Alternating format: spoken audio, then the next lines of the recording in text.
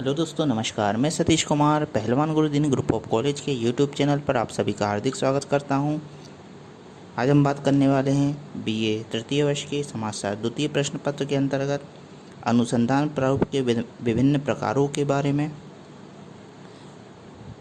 तो अगर अभी तक आपने हमारा चैनल सब्सक्राइब नहीं किया है तो कृपया चैनल सब्सक्राइब करें, लाइक करें, कमेंट करें, शेयर करें। तो आइए दोस्तों शुरू करते हैं। अनुसंधान के अनेक प्रकार या स्वरूप होते हैं। अनुसंधान के प्रमुख लक्ष्य अन्वेषण या खोज करना, विवरण प्रस्तुत करना तथा व्याख्या करना होता है। इन उद्देश्यों की दृष्टि से अन्वेषणात्मक, विवरणात्मक तथा प्रयोगात्मक अनुसंधानों का सहारा लिया जाता है। अनुसंधान का उद्देश्य ऐतिहासिक तथ्यों या घटनाओं का अनावरण करना भी है। इसके अलावा क्षेत्रीय कार्य के आधार पर आनुभाविक प्रकार के अनुसंधान भी किए जाते हैं।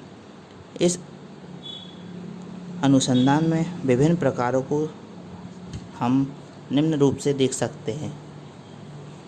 पहला, विशुद्ध शोध। विशुद्ध सामाजिक शोध का उद्देश्य सामाजिक घटनाओं के कार्यकारण संबंधों का पता लगाना होता है। साथ ही इस प्रकार के शोध कार्य द्वारा घटनाओं में निहित या घटनाओं को संचालित करने वाले नियमों का पता लगाया जाता है। प्रत्येक घटना, चाहे वह प्राकृतिक हो या सामाजिक, कुछ निश्चित नियमों के अनुसार ही घटित होती है। इन नियमों की खोज निकालना विशुद्ध शोध का प्रमुख लक्ष्य माना गया है। प्राकृतिक घटनाओं को संचालित करने वाले अनेक नियमों का पता प्राकृतिक वैज्ञानिकों द्वारा विशुद्ध शोध के माध्यम से ही लगाया जाता है। समाजशास्त्र भी सामाजिक घटनाओं के पीछे छिपे नियमों को खोज निकालने की दिशा में प्रयत्नशील है। इन नियमों की खोज के लिए विशुद्ध शोध का सहारा लेना आवश्यक है। सामाजिक जीवन एवं घटनाओं के संबंध में मौलिक सिद्धांतों एवं नियमों की खोज विशुद्ध शोध का एक प्रमुख कार्य है। इस प्रकार के शोध द्वारा न केवल नवीन ज्ञान की प्राप्ति एवं ज्ञान भंडार में वृद्धि ही की जाती है, बल्कि पुराने ज्ञान का पुनः परीक्षण द्वारा शुद्धिकरण भी किया जाता है।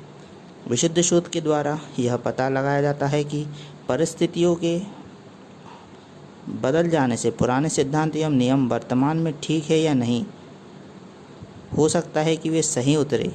यह भी संभव है कि वर्तमान में बदली हुई परिस्थितियों में उनमें संशोधन करना पड़े। अतः नवीन सिद्धांतों एवं नियमों का प्रतिपादन तथा पुरानों का सत्यापन विशुद्ध शोध का एक मुख्य लक्ष्य माना गया है। दूसरा है व्यावहारिक शोध। व्यावहारिक शोध का संबंध सामाजिक जीवन के व्यावहारिक पक्ष से है। इसका प्रयोग केवल सामाजिक समस्याओं के यथार्थ रूप को समझने के लिए ही नहीं किया जाता, बल्कि सामाजिक नियोजन, समाज कल्याण, स्वास्थ्य रक्षा, समाज सुधार, धर्म, शिक्षा, सामाजिक अधिनियम, मनोरंजन आदि के संबंध में यथार्थ जानकारी प्राप्त करने के लिए भी किया जाता है। वर्तमान में तो उद्योग, व्यापार, प्रशासन, सांप्रदायिक, प्रजातीय एवं अंतर्राष्ट्रीय तनाव तथा अनुसूचित जातियों एवं जनजातियों की समस्याओं आदि क्षेत्रों में व्यावहारिक शोध को उपयोगी माना जाता है।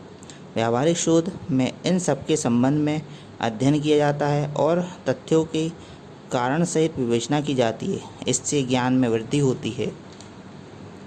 सामाजिक समस्याओं एवं व्यावहारिकीय व्यवहार को समझने में मदद मिलती है, लेकिन यहाँ हमें यह ध्यान देना आवश्यक है कि व्यावहारिक शोध के अंतर्गत समाज सुधार, नीति निर्धारण, सामाजिक नियोजन, सामाजिक समस्याओं का समाधान आदि नहीं आते। ये सब तो समाज सुधारकों, नेताओं, प्रशासकों, अधिकारियों आदि के क्षेत्र में आते हैं।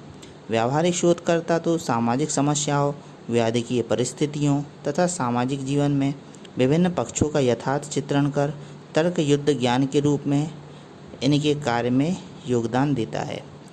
व्यावहारिक शोध की उपयोगिता एवं महत्व पर प्रकाश डालते हुए स्टाउफर ने लिखा है कि यदि समाज विज्ञान को अपना महत्व बढ़ाना है तो उसे अपने व्यावहारिक पक्ष को सफल बनाना होगा। स्टाउफर ने लिखा है कि व्यावहारिक शोध सामाजिक विज्ञानों को 3 रूपों में महत्वपूर्ण योगदान देता है।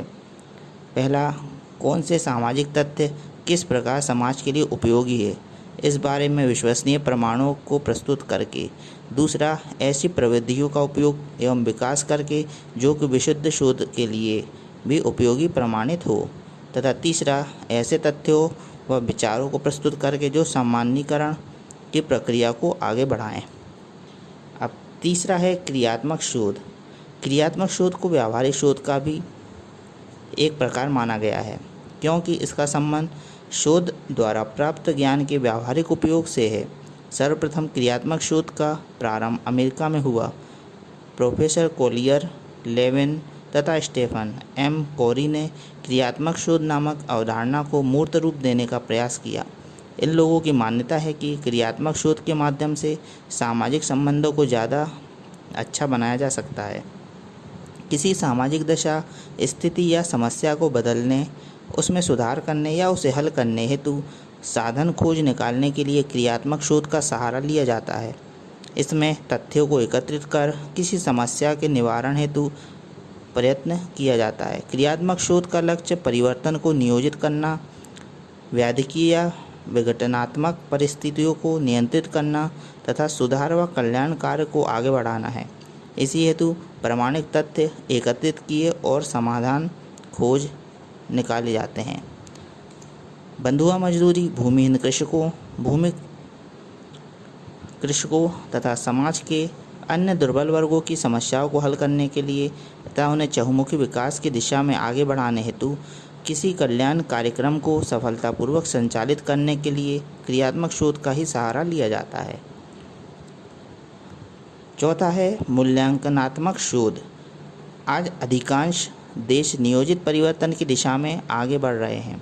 वे कल्याणकारी राज्य के रूप में अपनी भूमिका निभा रहे हैं। जो देश अपने लोगों की खुशहाली के लिए विकास कार्यक्रमों पर अरबों खरबों रुपया खर्च कर देता है, वह यह भी ज्ञात करना चाहता है कि आखिर उन कार्यक्रमों का उन लोगों पर क्या प्रभाव पड़ रहा है जिसके लिए वे बनाए जाते हैं। आज गरीबी उन्मूलन, स्वास्थ्य, आवास, परिवार नियोजन, अपराध, बाल अपराध, समन्वित ग्रामीण विकास आदि के क्षेत्र में अनेक शोध कार्य इस उद्देश्य से चलाए जा रहे हैं कि इन कार्यक्रमों की प्रभावशीलता का पता लगाया जा सके, यह ज्ञात किया जा सके कि लक्ष्यों एवं परिणामों में कहाँ तक साम्यता है, कहाँ तक इच्छित लक्ष्यों के अनुरूप आगे बढ़ा या जा सका है। इस प्रकार के शोध कार्यों द्वारा किसी कार्यक्रम, किसी विकास योजना की सफलता असफलता का मूल्यांकन किया जाता है। जैसे डॉक्टर S.C. दुबे ने शमीरपेट नामक ग्राम के अपने अध्ययन के आधार पर बताया है कि सामुदायिक विकास कार्यक्रम इच्छित मात्रा में जन सहयोग प्राप्त नहीं कर सका है।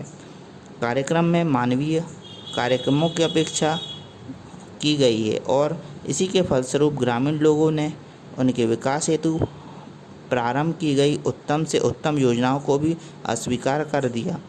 यह मूल्यांकनात्मक शोध का एक उदाहरण है। सन 1960 में इस प्रकार के शोध की ओर भारत का झुकाव बढ़ा है। तो देखा दोस्तों, आज हमने बात की अनुसंधान प्रारूपों के विभिन्न प्रकारों के बारे में। आपको वीडियो कैसा लगा कमेंट बॉक्स में अवश्य लिखें। नए वीडियो के साथ मैं आपके सामने पुनः उपस्थित होऊंगा। तब तक के लिए नमस्कार, धन्यवाद।